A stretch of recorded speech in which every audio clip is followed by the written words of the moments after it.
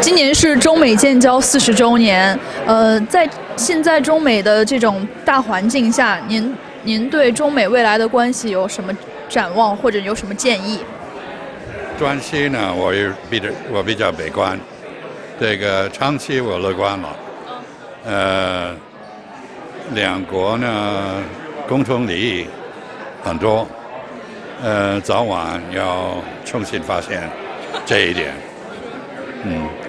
那么我想中国方面，最重要的是，他要维持过去美国创造的国际体系，对他有利。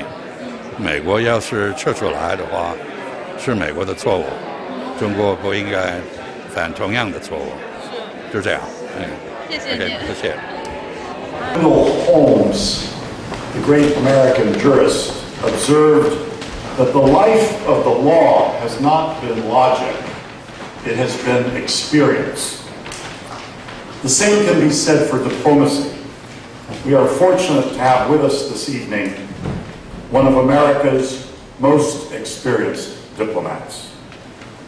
There are few experts more qualified to speak on the topic of U.S.-Sino relations than Ambassador Chaz Freeman. Ambassador Freeman's career spans the reach of the U.S. government in roles including Assistant Secretary of Defense for International Security Affairs, Principal Deputy Assistant Secretary of State for African Affairs, U.S. Ambassador to Saudi Arabia, DCM in Beijing and in Bangkok. Among Ambassador Freeman's most striking contributions to U.S. diplomacy was his role in the normalization of relations between the U.S. and China. After entering the U.S. Foreign Service in 1965, Ambassador Freeman dedicated years to studying Mandarin and writing policy briefs on China. In 1972, while serving as an officer on the China desk, he was assigned as the principal American interpreter during President Nixon's historic visit to China. As a former interpreter myself, at least for 3 months during my college career at the U.S. Embassy in Senegal, French to English, I can readily attest to the difficulty of that job. It was probably the hardest job I ever held, so I can't imagine the pressure you were under on that occasion. Ambassador Freeman is currently a senior fellow at Brown University's Watson Institute for International and Public Affairs. He is the author of numerous books and publications and frequently speaks on the state of Sino-American relations and the importance of our nation's diplomatic service. Ladies and gentlemen, please welcome Ambassador Chaz Freeman.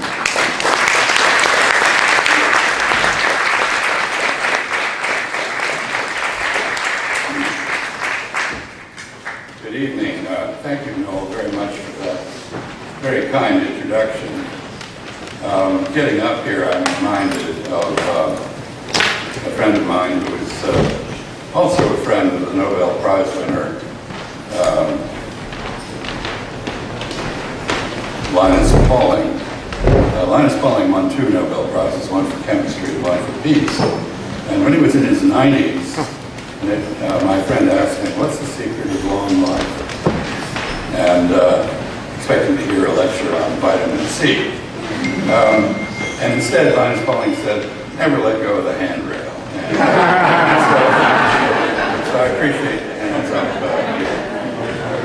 We Americans are making quite an effort at making xenophobia great again. Every day now brings us reminders that there are few phenomena as discomforting as the sight of the American people in one of our periodic fits of nativism. Contemporary know-nothingism is enriched by the guesstimates, conjectures, a priori reasoning from dubious assumptions, and media-generated hallucinations that populate our social and niche media. And these fantasies now largely star China, along with a cast of lesser demons Russia, Iran, Cuba, all of whom are said to have recently taken up residence in Venezuela. That is, of course, a socialist snot bag, a mere 1,600 miles south of our shores. And it's famous for its beautiful women, and not terribly credible as an enemy unless you invade it. We'll see. But finally, in China, we Americans have a cure for enemy deprivation syndrome. That is the sick feeling that affects military-industrial complexes when their adversaries unexpectedly throw in the towel, leaving them without a diabolical enemy to keep them in shape and in the money. The Soviet Union is dead, but China is having a comeback. Praise the Lord, pass the ammunition and the cash, too. Sadly, however, Moscow's surprise default on its Cold War contest with Washington is not a reliable predictor of how a struggle with Beijing will turn out. If you've seen one communist, you haven't seen them all. Unlike Russian Marxism-Leninism, East Asian market-Leninism works. Rather than collapsing, China is more likely to continue to gain in wealth and power, and Washington's policies seem designed to ensure that China's rise benefits U.S. defense budgets much more than American companies, consumers, and technologists. No one can be sure how fast or how steadily China will rise, but it seems destined in due course to resume the preeminent position on the planet that it enjoyed for millennia before Europeans, Japanese, and Americans humiliated it in the 19th and first half of the 20th century. That means that China will displace the United States from the international primacy our countries enjoyed over most of the past 140 years, when we became the world's largest economy.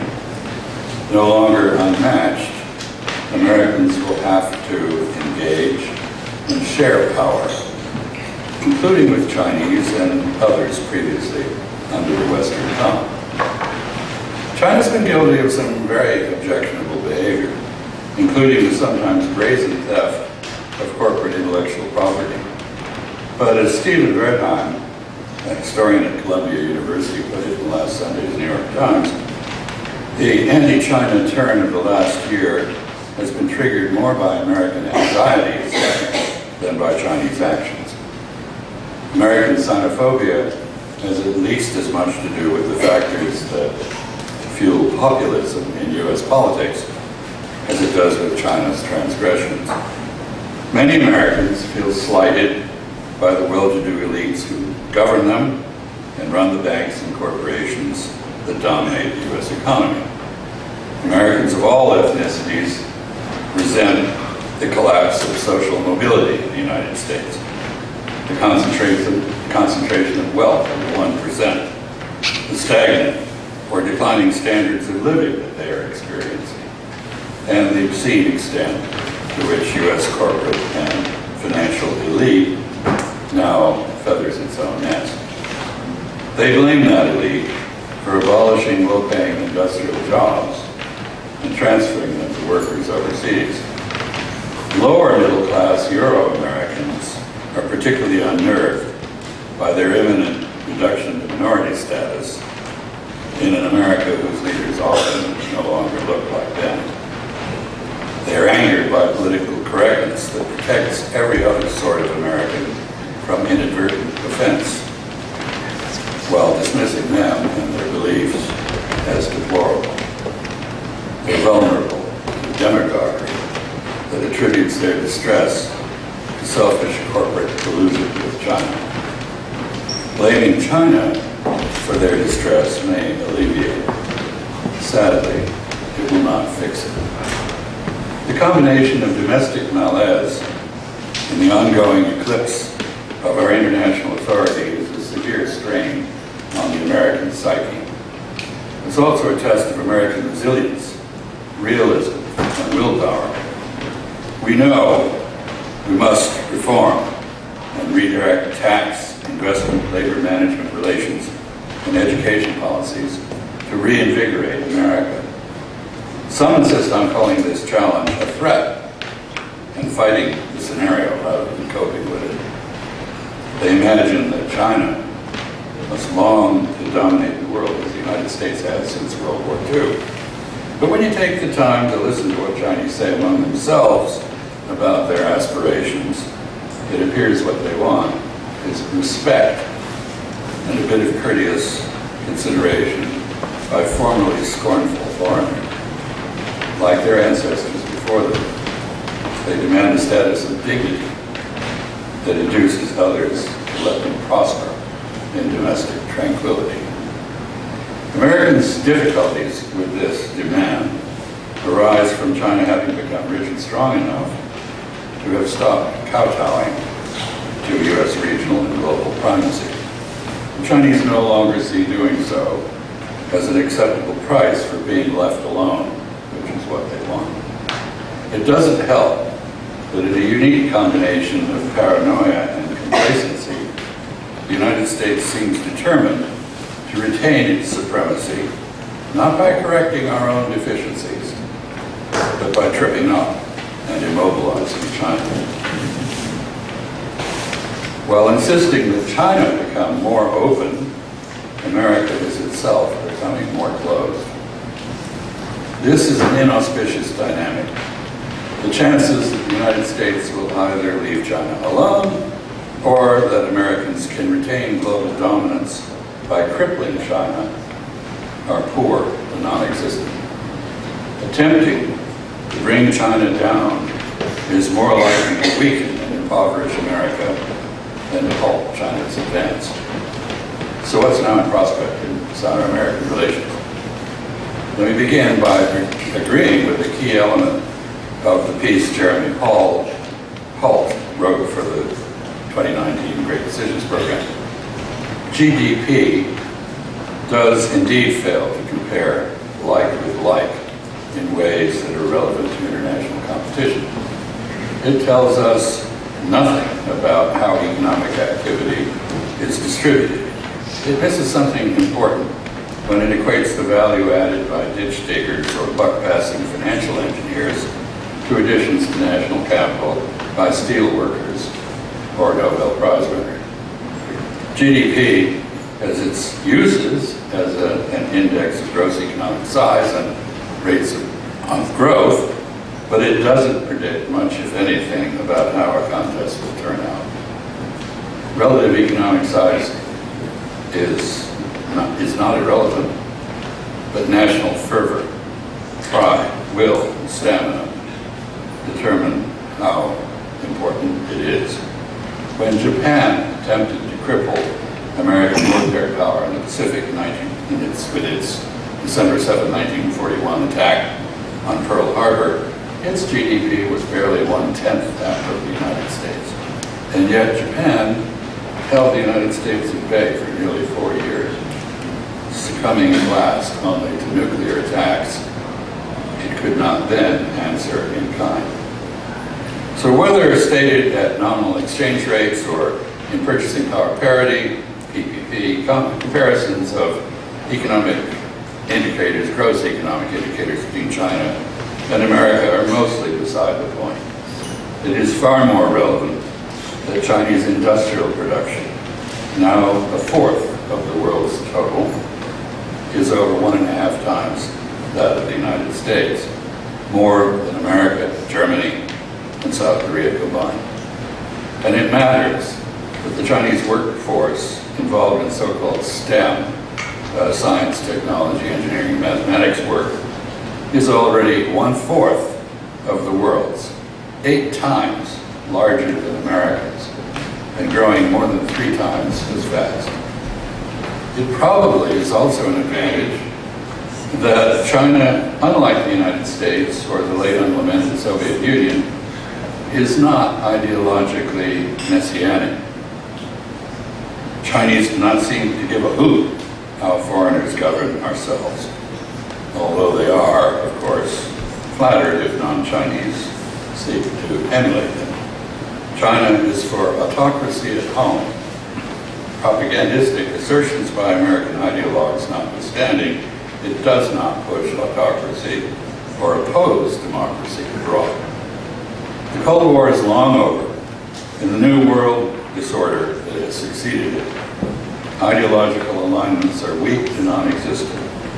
The appeal of systems of government depends almost entirely on how well they deliver effective leadership, prosperity, and domestic tranquility to those they govern. And countries can no longer be forced into allegiance to particular great powers. They're free to choose their own international partnerships and rivalries and to deal with their foreign partners and adversaries issue by issue. Without exception, China's neighbors are apprehensive about the degree to which its rising wealth and power will require them to defer to it. But none fears invasion by China. Despite American efforts to imagine one, there is no Fulda Gap in the East with East Asian maritime characteristics. Overwrought American threat-mongering about China is selling much better at home than abroad. Even in countries traditionally suspicious of China, it has little traction, perhaps because they see no benefit and considerable harm from yielding to U.S. pressure to choose between China and the United States. Tempering alarmism with sycophantic presidential flattery of Xi Jinping and other autocrats is not turning out to be much of a substitute for diplomacy. China is the largest trading partner of all of its neighbors. It's becoming their biggest source and destination for investment. It's in their region. It's not going away. They don't want to pick a fight with it, and they won't join the United States in doing so. China has century-old claims to islets, rocks, and reefs in the East and South China Sea. Other claimants to these seized most of them during the Cold War, when China was contained by the United States. 30 years ago, China finally occupied the few land features that other claimants had not grabbed.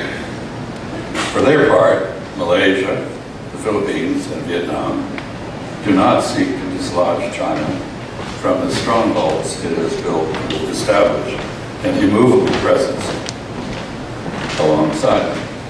Despite differences with the United States Navy over how to draw territorial baselines, borders, around its bastions, China does not threaten freedom of commercial navigation in the South China Sea.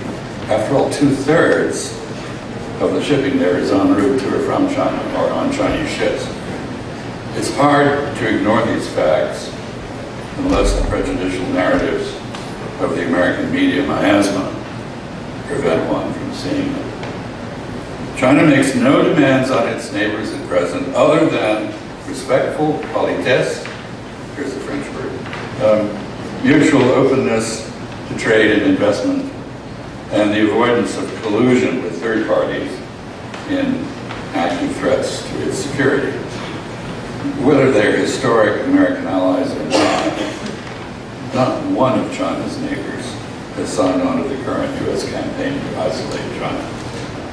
If you doubt that, read the speech of the Prime Minister of Singapore at the recent Shangri-La Defense meeting, which is very informative. These countries want to use backing from America not to confront China, but to strike a balanced and sustainable accommodation with it. We're useful in that context.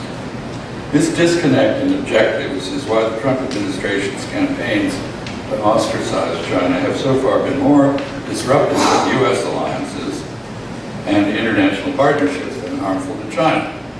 Rather than curbing Chinese influence, these campaigns have undermined American leadership. Bilaterally, the current U.S.-initiated trade war has imposed immediate costs, of course, on the Chinese economy, U.S. economy too. Chinese retaliation has done the same to the United States. American retail businesses and consumers can expect an escalating hit. The short-term effects of Trump's trade war are hard to miss. What's what's its long-term impact likely to be? That's a more important question, I think. For one, supply chains and trading patterns are being permanently dislocated. Ironically, as Chinese producers seek to avoid U.S. tariffs by relocating to Southeast Asia, East Africa, and Latin America, they are being pushed up the value chain at home. And meanwhile, their added investments in production in other countries are boosting their influence there. Russian, Ukrainian, and other countries' agriculture is getting a big boost at the expense of American farmers. One thing that hasn't really been noticed, say, on the side, that China has retaliated against U.S. tariffs with comparable counter tariffs in some areas. More important, while it has raised tariffs on U.S. exports, it has significantly lowered tariffs on imports from other countries. So it is repositioning itself for the long term. The soybean farmers are not going to get their market back, nor are the semiconductor manufacturers. The United States has just shown China that it can be a remarkably fickle and unreliable trading partner. This gives the Chinese compelling arguments for buying everything elsewhere. China had been America's fastest growing export market. Washington is writing it off, even as it seeks to curtail Chinese capital flows to the United States. With Chinese companies largely unable now to invest the dollars they've earned from sales of goods and services in America, the Chinese government has been using these dollars to buy treasury bonds. In this way, China has subsidized the deficits and credit rollovers that the U.S. government now depends upon to stave off government shutdowns. So what might have been job and export creating Chinese and corporate investments in American infrastructure, industry, and agriculture have become passive supports for U.S. fiscal profligacy. The current trend towards Sino-American hostility puts even this symbolic relationship in jeopardy. In some, I should say, symbiotic relationship in jeopardy. If, as some predict, China is about to become a net importer rather than exporter of capital, which is something that happens as countries develop, this will make it a competitor of the United States in global sales of debt. Chinese financing of U.S. budget deficits aside, we can look at the example of Japan to get a sense of the opportunity that excluding Chinese investment in the U.S. private sector will impose on the U.S. economy. Japan is a U.S. ally, but in the 1980s, Japanese companies faced comparable though less formidable obstacles to investment in the United States. As in the case of China, those opposed to Japanese investments based their objections on fanciful national security considerations.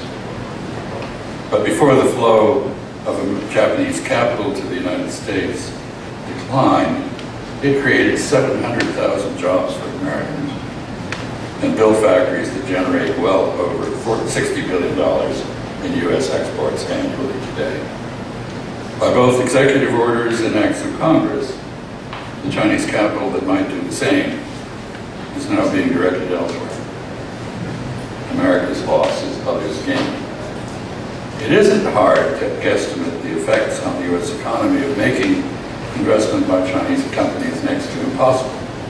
The United States has long attracted about 15% of the world's annual foreign direct investment, or FDI. A decade and a half ago, about that same percentage of Chinese investment overseas came here in the United States. But as Washington has raised barriers to Chinese participation in the American economy, the percentage has fallen to about 2% of China's overall FDI, and it's going down. Over the same period, Europe's share of global Chinese investment has risen to over 30%. Had we not barred Chinese companies from putting their money to work in our economy, they would be pumping about $80 billion annually into expanding the U.S. private sector and creating jobs in America. Now, as China ceases to export its savings to us, we Americans won't see that money. We just better get our own savings rate up. The Trump-Pence xenophobia is also reminding us that science and technology they advance through collaboration, not the sequestration of knowledge. In the United States, we graduate about 650,000 scientists and engineers annually, over 1/3 of whom, by the way, are foreigners, interestingly. In some disciplines, like engineering and computer science, foreign students account for about half of new U.S. degrees. In artificial intelligence, which is said to be key to the future, the percentage is over 60%. Almost 1/3 of all foreign students here are from China.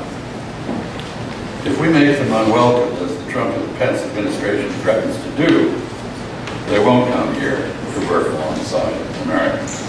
If you read Bloomberg today, you'll find a long story about an FBI, NIH effort to expel Chinese researchers from cancer research throughout the country. Now, why this is thought to be of consequence for our national security is never explained.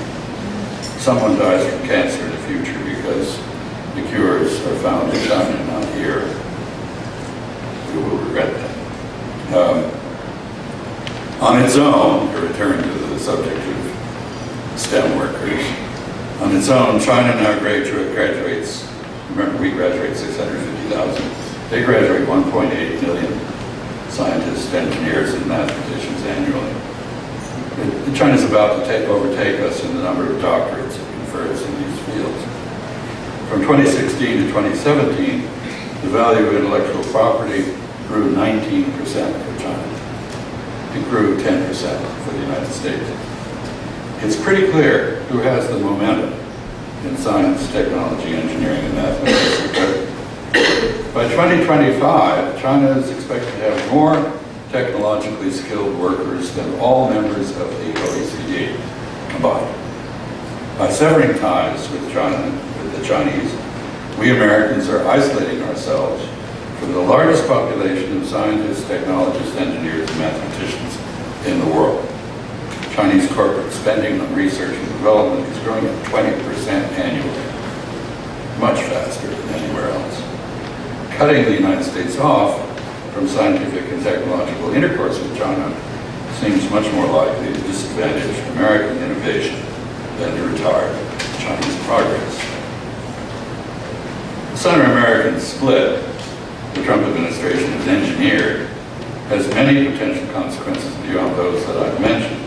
And I'll close by just pointing briefly pointing a few more issues for Americans to ponder out to us. We're playing a game of chicken with China in the South China Sea. Backed by us, Japan is doing the same thing in the Senkaku or Diaoyu Islands in the East China Sea. We're only one misstep away from a naval battle with China.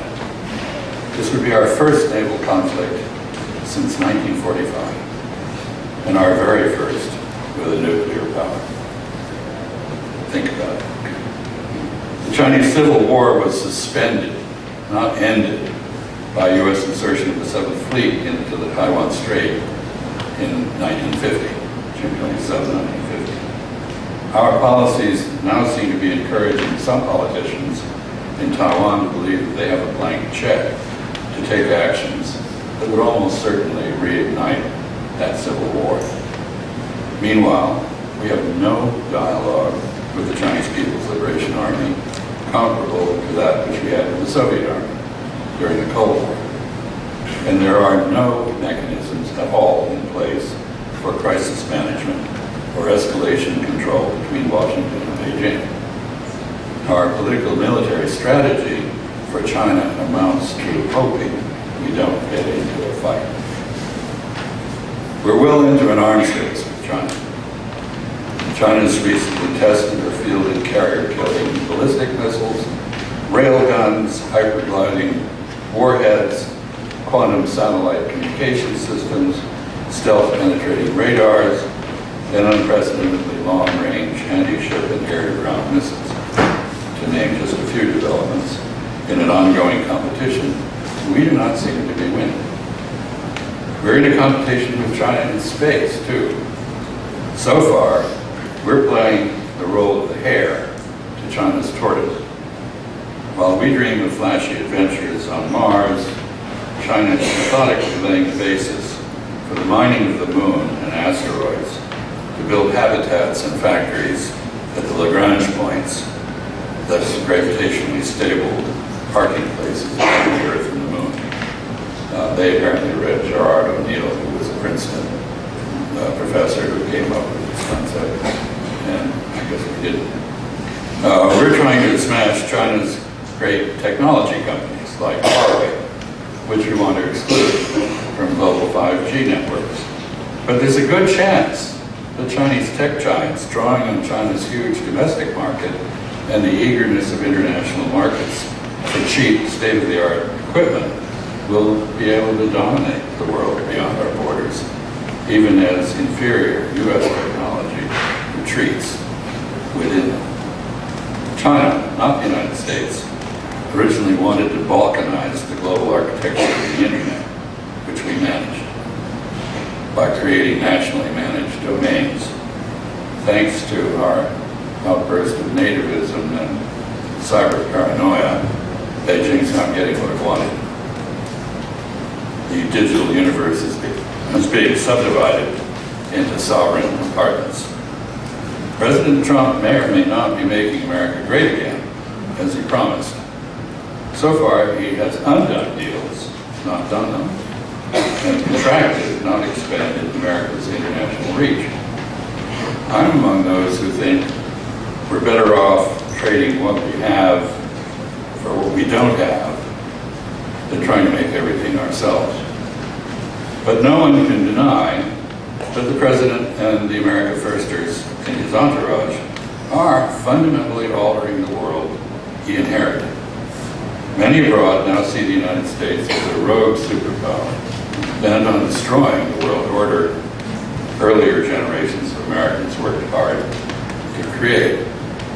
The Sino-American split is one of the most consequential elements of global political and technological upheaval, but it is far from the only one. A couple of decades ago, Joe Nye, a professor at Harvard, observed that if the United States treated China as an enemy, it would become one. He's now being proven right. Welcome to a 21st century in which the instruments of global governance are increasingly passing from American hands. The competition between great powers is ever more cutthroat. American alliances are decaying. The U.S. ability to enlist the cooperation of other nations is declining. And despite unmatched military power, the United States has no apparent strategy for halting or reversing any of these trends. None of this should be acceptable to Americans. It reflects the replacement of strategic deliberation with tweeted decisions generated by apparent hormonal surges in the middle of the night. The substitution of militarism, sanctions, and non-negotiable demands for mutual accommodation through international give and take, and the repudiation of courtesy in communication with foreign nations in favor of threats, insults, and temper tantrums. This approach has registered no successes. Among its notable failures, most notable failures, is the management of relations with China, the world's most formidable rising power. Rather than persuading China to change objectionable policies and practices to mutual advantage, what we're doing promises not just to entrench those practices, but to exacerbate them. Outright enmity is rapidly succeeding conflict.